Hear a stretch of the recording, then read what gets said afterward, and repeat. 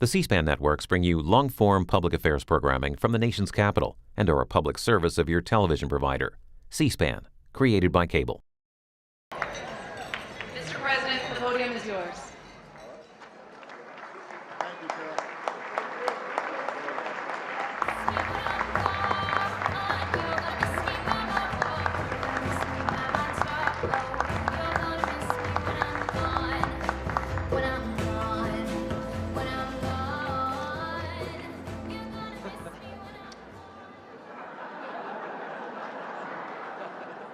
You can't say it, but you know it's true.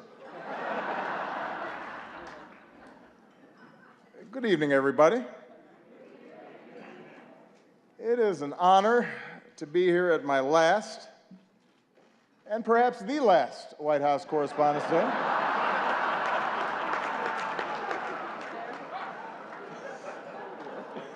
You all look great.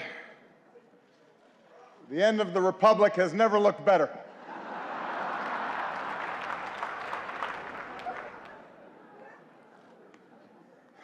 I do apologize. I know I was a little late tonight. I was running on CPT.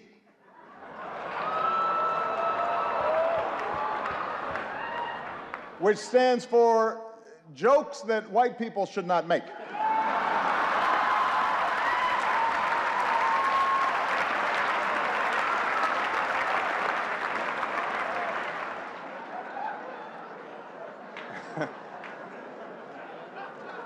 It's a tip for you, Jeff.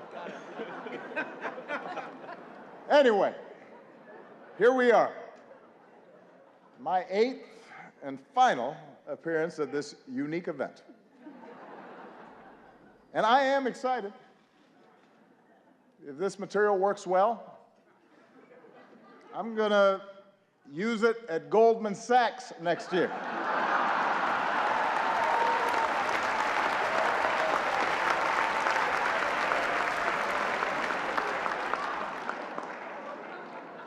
Earn me some serious Tubmans. That's right. That's right.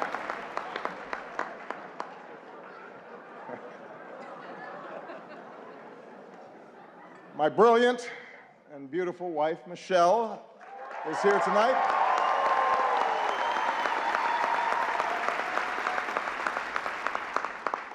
She looks so happy to be here. That's called practice. It's like learning to do 3-minute planks. She makes it look easy now, but next year at this time, someone else will be standing here in this very spot, and it's anyone's guess who she will be. But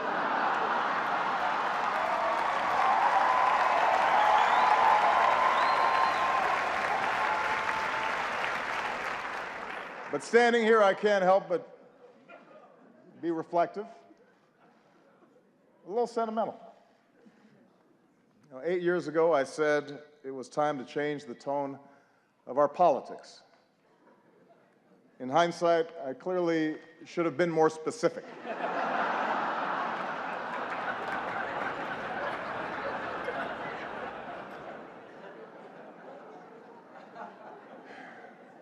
Eight years ago, I was a young man, full of idealism and vigor. And look at me now. I am gray, grizzled, just counting down the days till my death panel.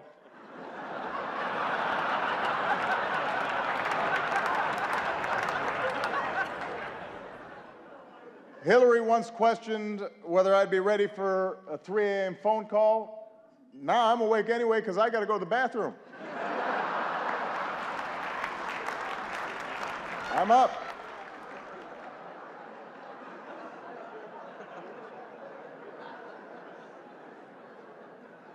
In fact, somebody recently said to me, Mr. President, you are so yesterday. Justin Trudeau has completely replaced you. He's so handsome, he's so charming. He's the future. And I said, Justin, just give it a rest.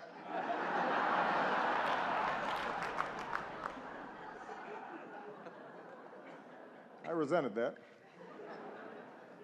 Meanwhile, Michelle has not aged a day.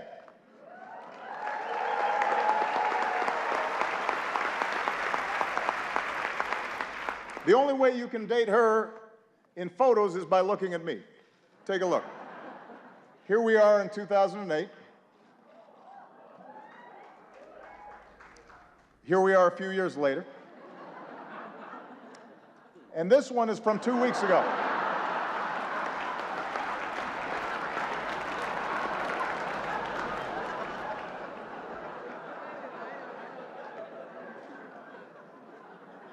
So time passes. In just 6 short months, I will be officially a lame duck.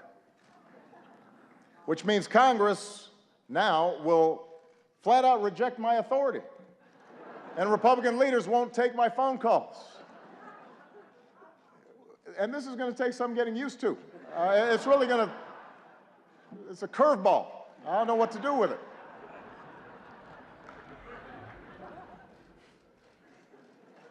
Of course, in fact, 4 months now, congressional Republicans have been saying there are things I cannot do in my final year. Unfortunately, this dinner was not one of them. But on everything else, it's another story. And you know who you are, Republicans. In fact, I think we've got Republican Senators Tim Scott and Cory Gardner. They're in the House, which reminds me, security, bar the doors. Judge Merrick Garland, come on out. We're going to do this right here, right now.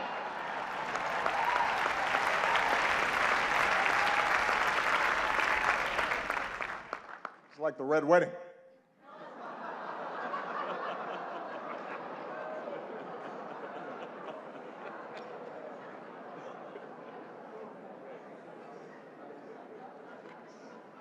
But it's not just Congress. Even some foreign leaders, they've been looking ahead, anticipating my departure. Last week, Prince George showed up to our meeting in his bathrobe. That was a slap in the face.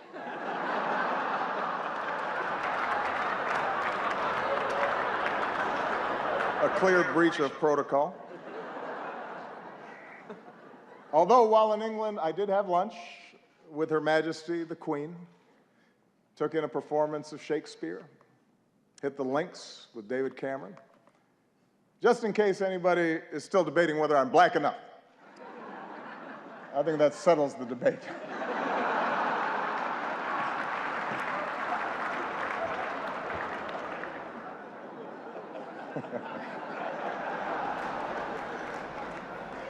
I won't lie. Look, this is a tough transition. It's hard. Key staff are now starting to leave the White House. Even reporters have left me. Savannah Guthrie, she's left the White House press corps to host the Today Show. Norah O'Donnell left the briefing room to host CBS This Morning.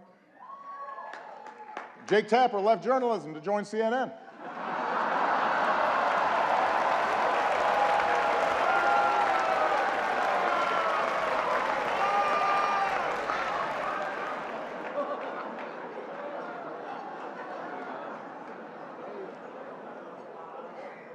But the prospect of leaving the White House is a mixed bag. You might have heard that someone jumped the White House fence last week, but I have to give Secret Service credit. They found Michelle, brought her back. She's safe. She's safe back at home now.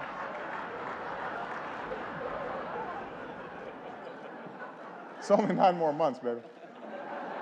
Settle down.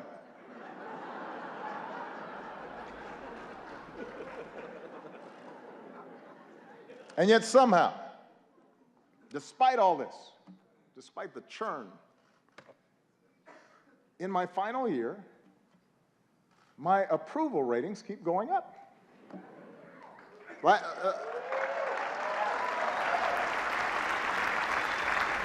last time I was this high, I was trying to decide on my major.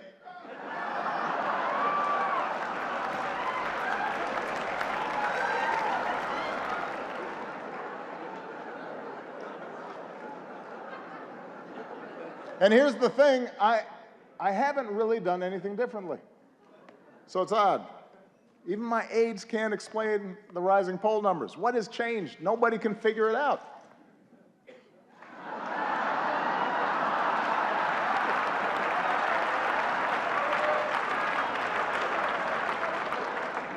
Puzzling. Anyway, in this last year, I do have more appreciation for those who've been with me on this amazing ride. Like one of our finest public servants, Joe Biden. God bless him. Love that guy. I love Joe Biden. I really do. And I want to thank him for his friendship, for his counsel, for always giving it to me straight, for not shooting anybody in the face.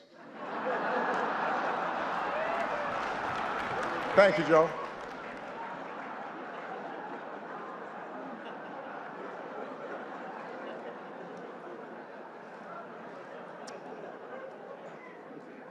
Also, I would be remiss, let's give it up for our host, Larry Wilmore.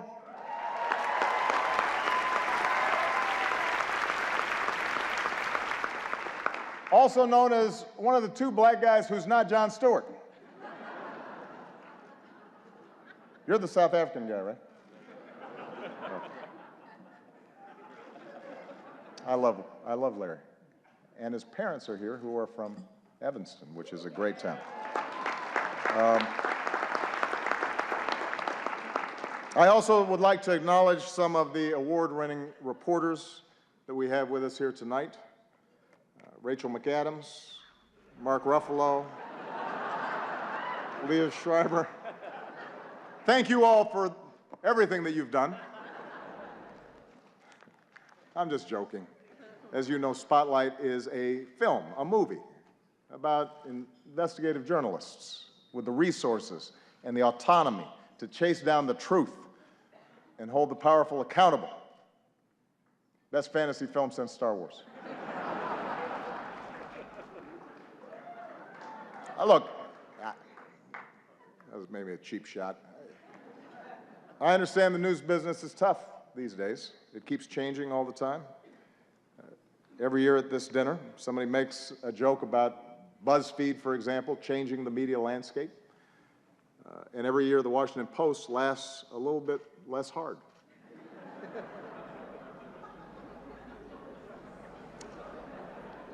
It's kind of a silence there, especially at the Washington Post table. GOP Chairman Reince Priebus is here as well. Glad to see that you feel that you've earned a night off. Congratulations on all your success. The Republican Party, the nomination process, it's all going great. Keep it up.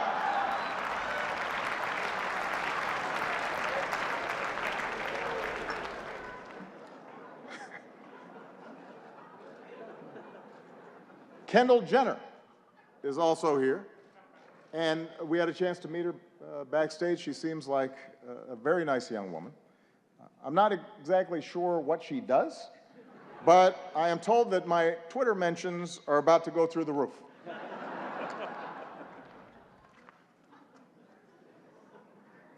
Helen Mirren is here tonight.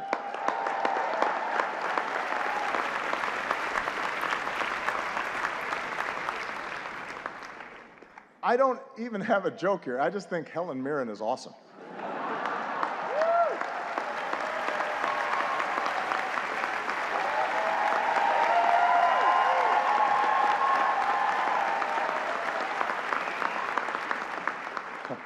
She's awesome.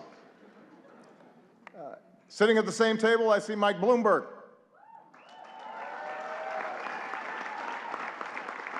Mike, a combative, controversial New York billionaire, is leading the GOP primary, and it is not you. That has to sting a little bit.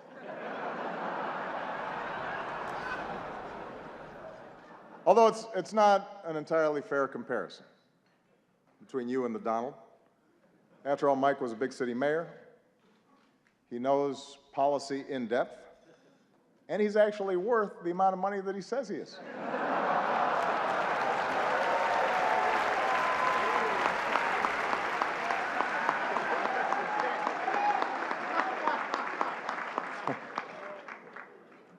What an election season. For example, we've got the bright new face of the Democratic Party here tonight, Mr. Bernie Sanders. There he is.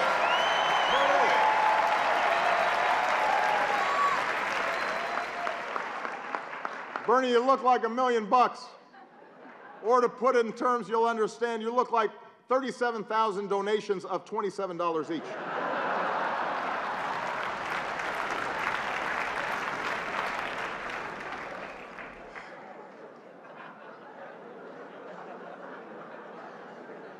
A lot of folks have been surprised by the Bernie phenomenon, especially his appeal to young people, but not me. I get it. Just recently, a young person came up to me and said she was sick of politicians standing in the way of her dreams. As if we were actually going to let Malia go to Burning Man this year. Was not going to happen. Bernie might have let her go, not us.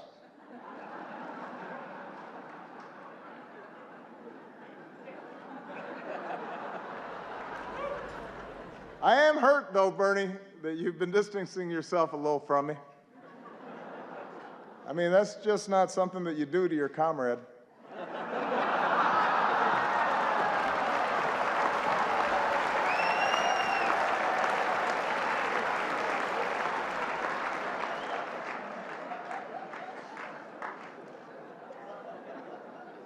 Bernie's slogan has helped his campaign catch fire among young people. Feel the burn. Feel the burn. It's a good slogan. Hillary's slogan has not had the same effect. Let's see this.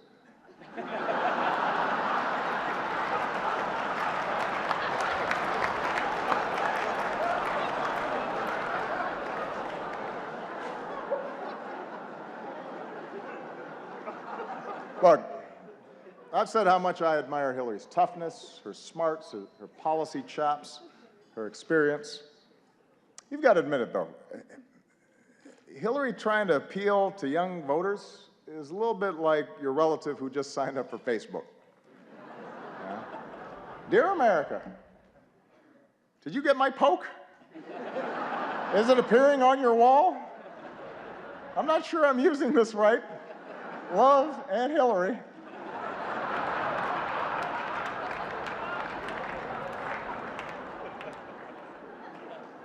It's not entirely persuasive.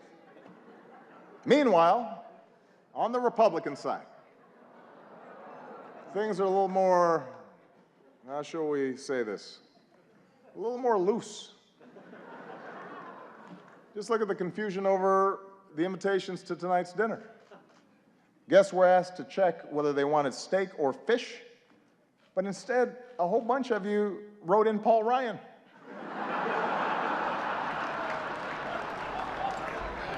That's not an option, people. Steak or fish.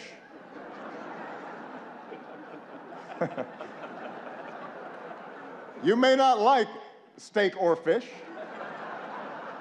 but that's your choice.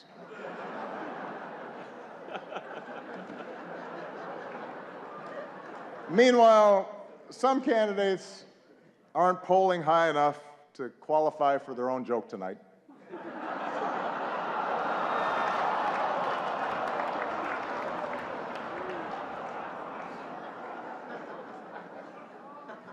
The rules were well established ahead of time.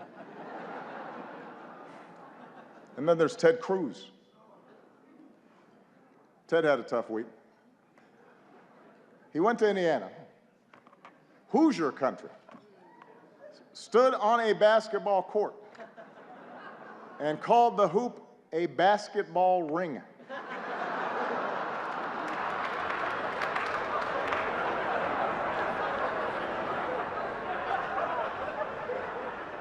What else is in his lexicon? Baseball sticks, football hats.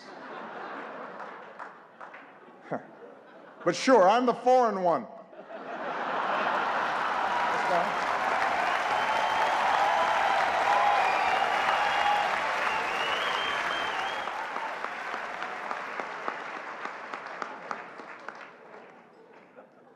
Well, let me conclude tonight on a more serious note.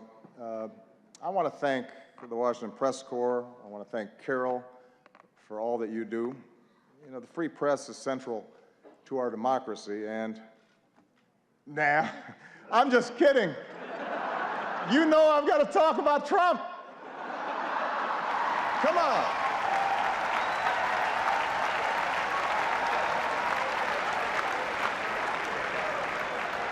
We weren't just going to stop there. Come on.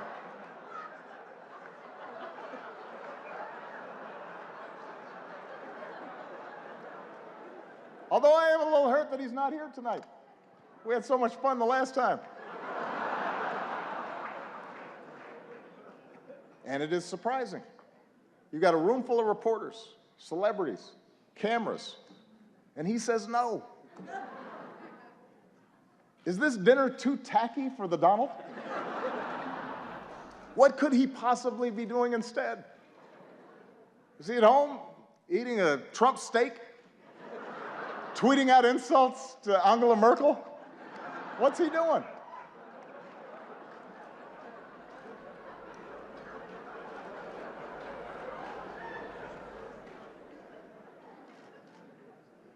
The Republican establishment is incredulous that he's their most likely nominee. Incredulous, shocking. They say Donald lacks the foreign policy experience to be president. But in fairness, he has spent years meeting with leaders from around the world. Miss Sweden, Miss Argentina, Miss Azerbaijan.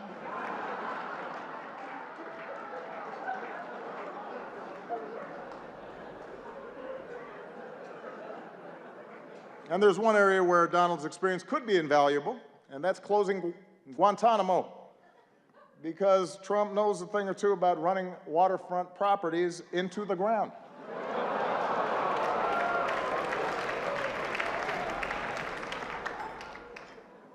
All right, that's probably enough. I mean, I've got more material. No. I don't want to spend too much time on the Donald. Following your lead, I want to show some restraint. Because I think we can all agree that from the start, he's gotten the appropriate amount of coverage, befitting the seriousness of his candidacy. I hope you all are proud of yourselves. The guy wanted to give his hotel business a boost, and now we're praying that Cleveland makes it through July.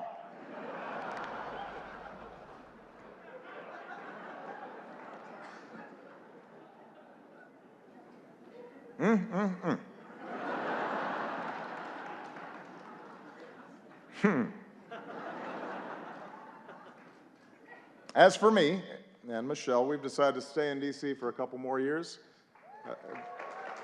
Thank you. This way, our youngest daughter can finish up high school. Michelle can stay closer to her plot of carrots. She's already making plans to see them every day. Take a look.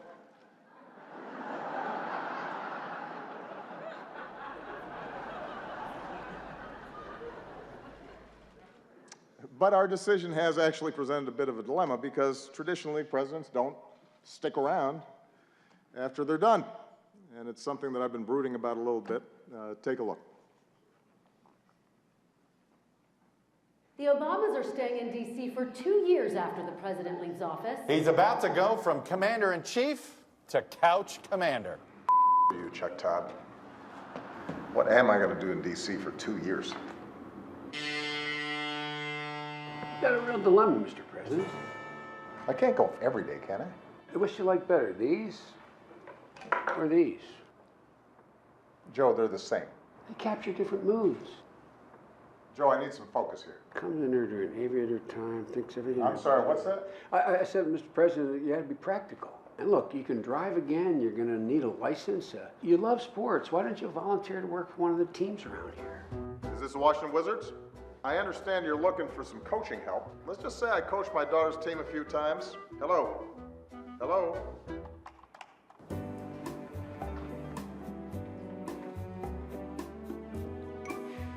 $44. Finally.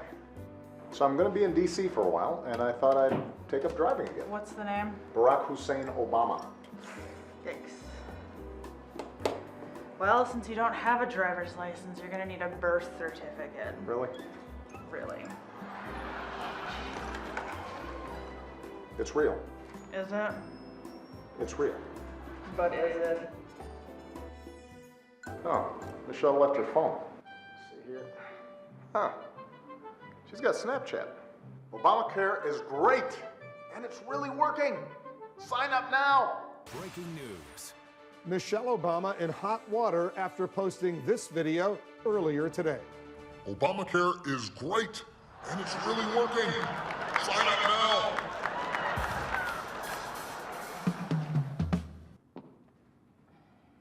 No? No. Did it get a lot of views at least? Honey, enough. Why don't you just talk to somebody who's been through this?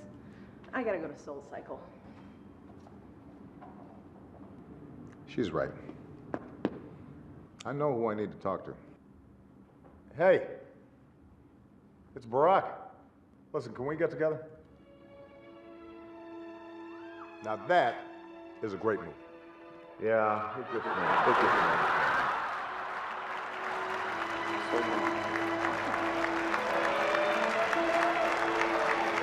So, you got any advice for me? So now you want my advice? First, stop sending me all these LinkedIn requests. And second, here's the beauty of this whole thing. You've got all the time in the world to figure this out. You can just be you for a while. If you know how to do that again. So I can just be me. And I can wear my mom jeans in peace. I hate these tight jeans. That's good. Yesterday, I had a beer at 11:30 in the morning. And you know, McDonald's now serves breakfast all day long. You know, Michelle's going to be at spin class, so she'll never know. Right. Let it go. You know, it won't be long. You'll be able to walk right out of the Oval Office singing zippity-doo-dah, zippity-yay. And you got plenty of time to work on your tan. And you know what? I finally got the grand bargain on a sweet Chevy Tahoe. Look here. Look here. Here. You want one? Breaking news, former President Barack Obama on his 347th round of golf for the year, and it's totally great. And Gloria, not a problem for anybody. I can't think of a reason to care, Wolf, and believe me, I've tried. There you go.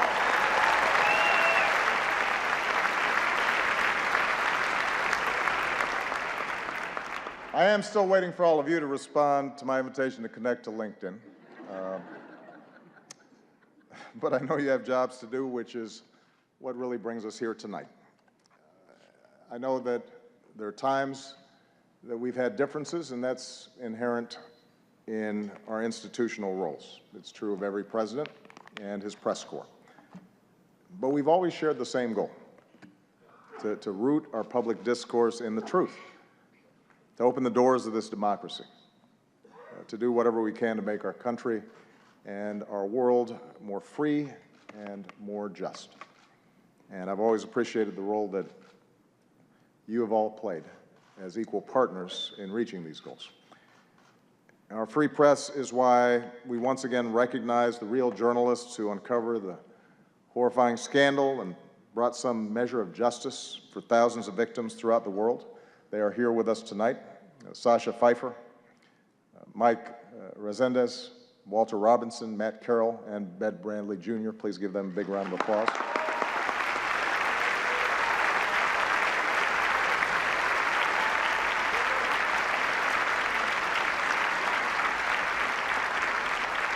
Our free press is why, once again, we honor Jason Rezaian. As Carol noted, last time this year we spoke of Jason's courage as he endured the isolation of an Iranian prison.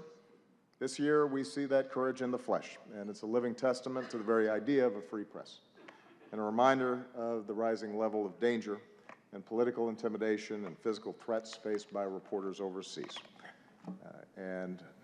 I can make this commitment that as long as I hold this office, my administration will continue to fight for the release of American journalists held against their will, and we will not stop until they see the same freedom as Jason had.